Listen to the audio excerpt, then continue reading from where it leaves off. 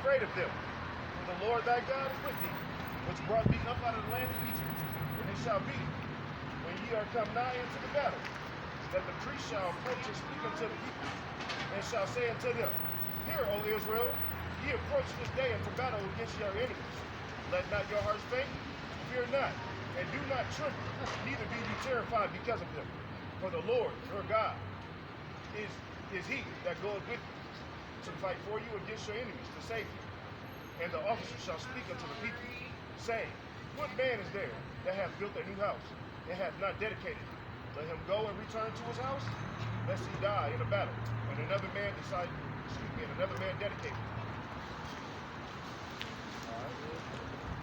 And what man is he that hath planted a vineyard, and hath not yet eaten of it?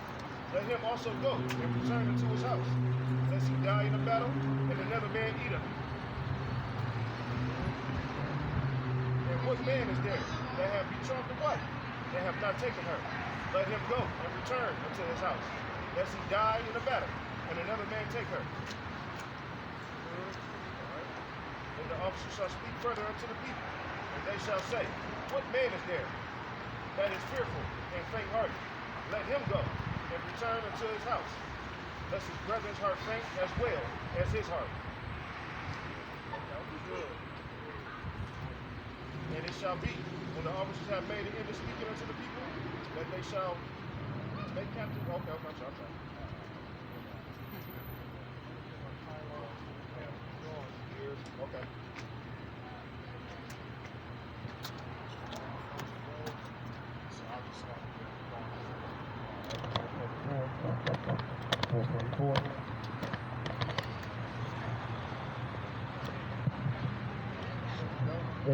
Okay. Okay.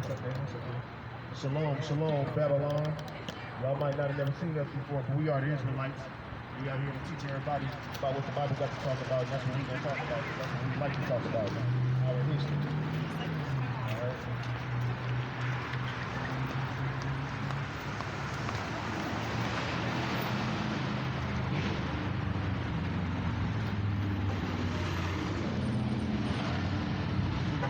Things that a lot of people may not have never heard of, and we're going to bring it to you straight out the Bible.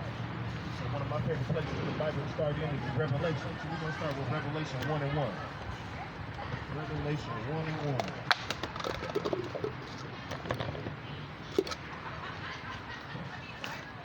Revelation 1:1. The revelation of Yahushua Christ, which Yahweh gave unto him to shew unto his servants things which must shortly come to pass. And he sent and signified it by his angel unto his servant John. So we already gave you who we're talking about. We're talking about Jesus Christ, Yahushua. We're going to go ahead and deal with Revelation and break down what Yahushua looked like. Because I know a lot of y'all down here, especially in Babylon, have no regard for the Bible. So that's our job. We're going to bring the Bible to life. We're going to bring full understanding starting now. Let me get Revelation 13-15. Book of Revelation, chapter 1, starting at verse 13. And in the midst of the seven candlesticks, one like unto the Son of Man, clothed with a garment down to the foot, and girt about the paps with a golden girdle. And his head and his hair were white like wool, as white as snow. His head and his hair were white like wool, as white as snow. So we definitely have a problem with Fort Wayne and the churches in Fort Wayne having depictions on what is that, Clinton Street? Got a picture of a blonde-haired man with a heart and 2 fingers for the picture of Christ, but that's not what the Bible just said. Let's read what the Bible said again. Revelation chapter 1 verse 14. His head and his hair were white like wool, as white as snow, and his eyes were as a flame of fire. Eyes, the flame of fire. So now we got a problem with blue eyes. See, Christ's eyes are not blue. We're going to deal with what the scriptures say. The Bible said his head and his hairs were white like wool, as white as snow, and his eyes were as a flame of fire. Let me get Genesis 49 and 12. Genesis 49 and 12. Let's find out why his eyes look like that.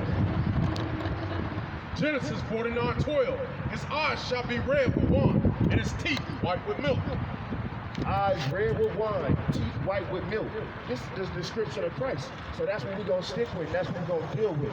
Let's get back to what Christ looked like in Revelation, brother. Revelation chapter 1 verse 15. And his feet like unto fine brass, as if they burn in a furnace. Feet like unto fine brass. Brass is a derivative of brown, people. Brass is a derivative of brown, Fort Wayne. So for all you people, all you Christians that call yourself going to church but not actually reading the Bible, we're going to do it for you. And the Bible said his hair is white like wool. Said his eyes were like a flame of fire.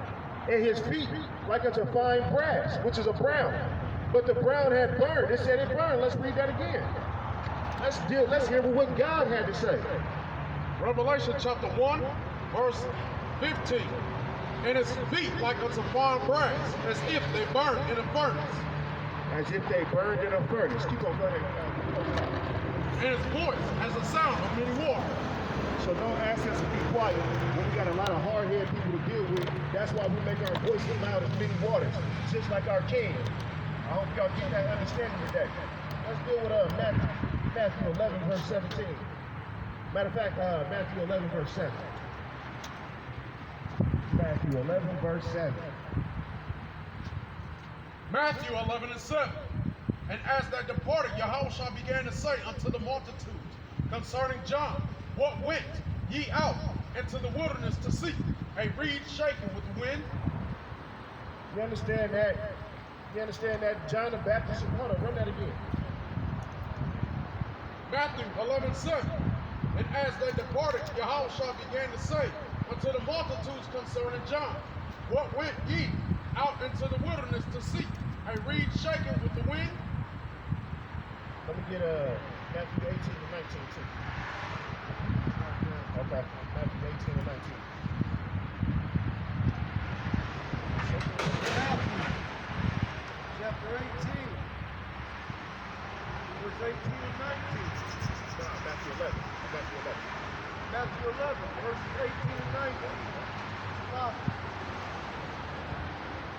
For John came neither eating nor drinking, and they say he hath a devil.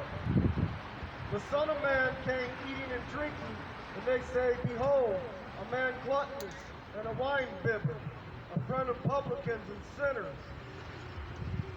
But wisdom is justified of her children.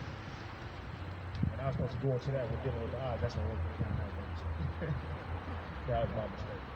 All right. But again, we just want to let the Bible speak. We want to give you as many examples as possible. You know what I mean? Christ came, they called him a glutton and a wine bibber. You know, so all this spiritual stuff as though Christ didn't have a belly and he didn't come eating, or that he ain't a black man, we're going to cut that out today. Especially with you Christians always lying about what Christ lived, how his life was, and what he looked like. He wasn't a spirit. He came in the flesh, and that's what we're going to deal with. The flesh of Christ and what flesh he came to save. All right? So let me get on Hebrews chapter 12, 16 and 7. All right? Hebrews chapter 12, verse 16 and 7. Set me up with Isaiah 14 and 21. Book of Hebrews chapter 12, verses 16 and 17.